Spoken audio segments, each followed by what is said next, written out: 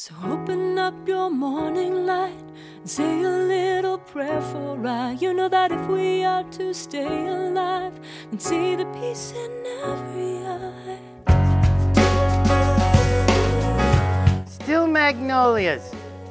I did not like this movie at all, Still Magnolias. It featured Parker Posey and Daryl Hannah and Julia Roberts and a slew of other matronly women characters who are fine if they're in their own movie. But the movie that I wanted to see was Steel, starring Shaquille O'Neal as the superbound steel superhero who flew from place to place, righting rights and wronging wrongs, and righting the wrongs too.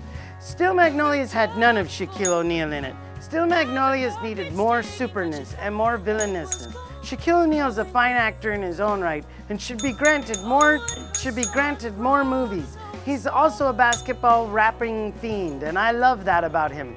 Julia Roberts doesn't basketball or rap, and neither does Daryl Hannah, and neither does Olympia Dukakis. Olympia Dukakis should have a superhero movie made for her own, because, you know, the truth of the matter is she's married to somebody who's a cousin of Michael Dukakis in Massachusetts. And let me tell you this, more superhero movies starring Shaquille O'Neal would be good, because let me tell you this, first off, he didn't get a good running start at it. And that movie was made like in the early 90s when there weren't any good special effects. And I don't think the special effects suited Shaquille O'Neal playing Steel. Now, Steel is kind of based on a character when Superman in the comic books was separated into 4 different Supermen, as you may remember, all a little less powerful than the actual Superman Kal-El from the planet Krypton.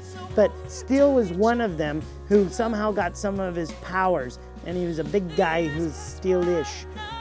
Now, the thing is, that was after Superman died. The carpet's kind of dirty. The carpet's dirty. I don't wanna wait.